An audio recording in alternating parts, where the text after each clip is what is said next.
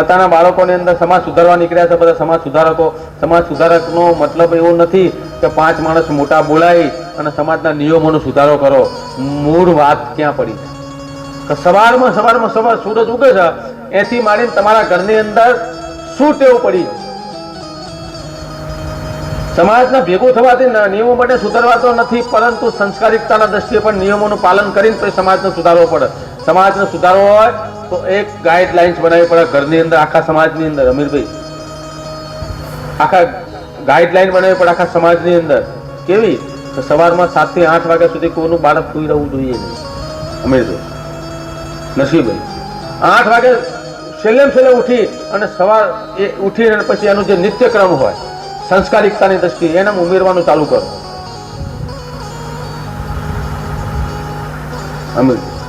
અને ઉમેરવાનું ચાલુ કરો તો એ ધીમે ધીમે સમાજમાં ઉમેરા છે ને ધીરે ધીરે સમાજનો સુધારો થશે. પછી બધા નિયમો બનાવો.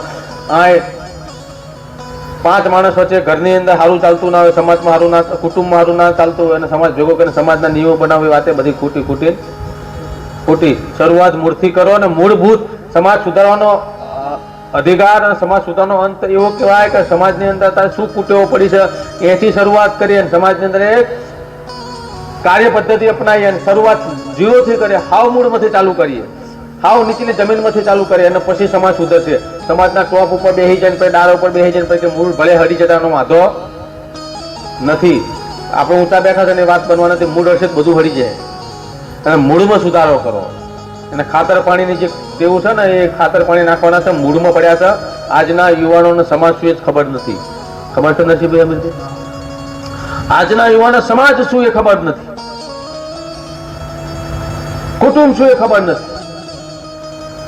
સંબંધ શું, ઘર શું એ ખબર નથી, ઘરના નિયમો શું એ ખબર નથી, કઈ રીતે ખાવું એ ખબર નથી, કઈ રીતે નાવું એ ખબર નથી, કેટલા વાગે ઉઠવું એ ખબર નથી, કઈ રીતે વ્યવહાર કરવો એ ખબર નથી, વડીલોને કઈ રીતે બોલાવવા એ ખબર નથી, કેટલા વાગે સુઈ જવું એ ખબર નથી, કોની ભેગું ફરવું એ ખબર નથી, કેટલા વાગે પાછું ઘરે આવવું એ ખબર નથી, ક્યાં શું બોલવું એ ખબર નથી. આ બધા મૂળ હડી ગયા છે. તમે સમાજ સુધારવા નીકળ્યા છો, આને હરખું કરો. અમીરબેન છે અહીંથી શરૂઆત કરો તો બધું જડવાશે, નહીં તો બધું કાંઈ જડવાશે નહીં. મોટી વાતો કરે કોઈ ફેર થવાનો નથી અને કોઈ કાંઈ બદલાવ આવવાનો નથી. બધું પડી ભાગવાનું છે. મૂળ વંઠ્યા છે, મૂળને હરખા કરો. મૂળ વંઠ્યા છે. કોણ કે નથી વંઠ્યા? આ એક વાતમાં કાંઈ ખોટું મને કહો કે ના માતે તમે ખોટું બોલો, તમારા ઘરમાં આવું નથી ચાલતું, આટલા વાગે ઉઠી જાય ને અમારે છોકરા આવા છે, ડાયા છે, ફલાણ થાય, કાંઈ થતું નથી. મા બાપની સામું ગાળો બોલતા થઈ ગયા છે ને તારે. હાવ સંસ્કારિકતા વહી ગઈ. હા, હાવ વહી ગઈ.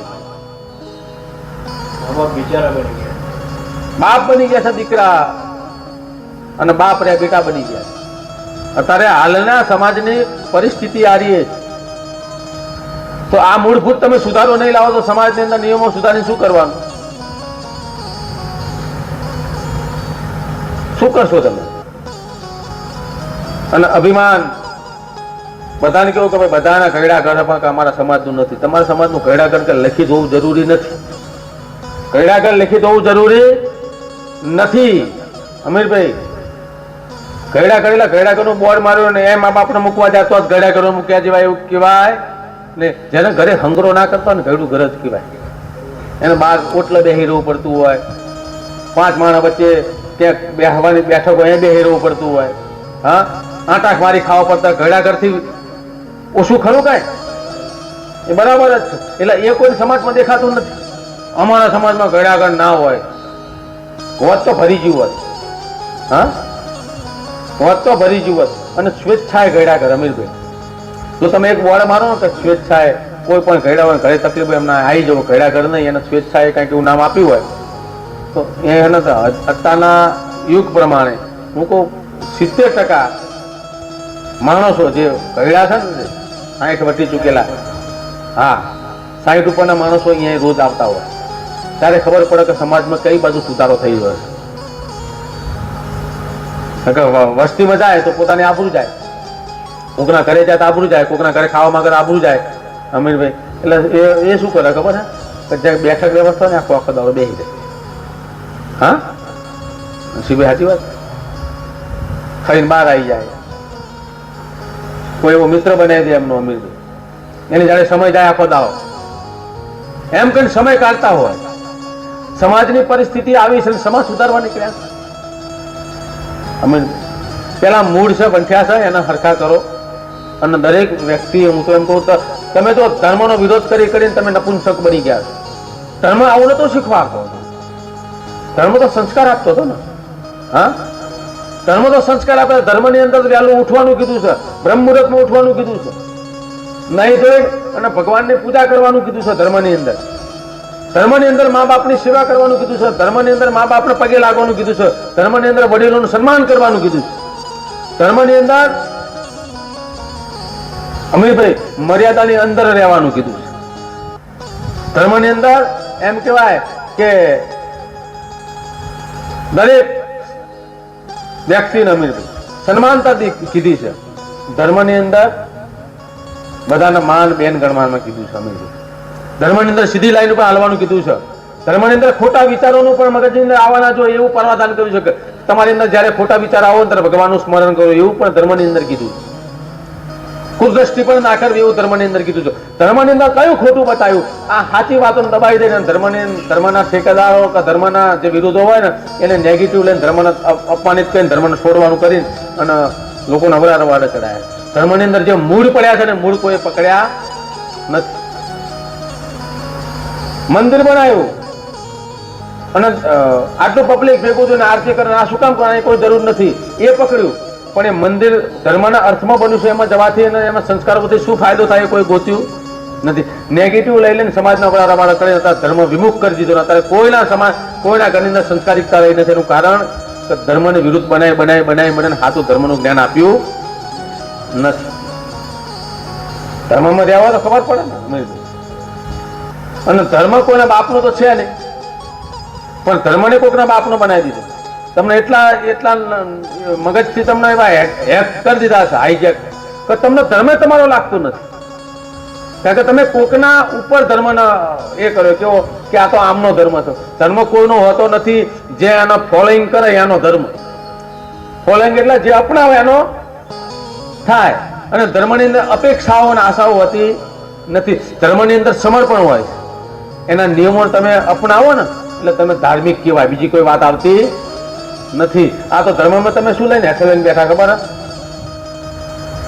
અમીરભાઈ ફલાણી જગ્યાએ જવા દીધા નહીં. શું કામ આ ધર્મને પાડો? એ જવા માટે ધર્મ નથી અમીરભાઈ.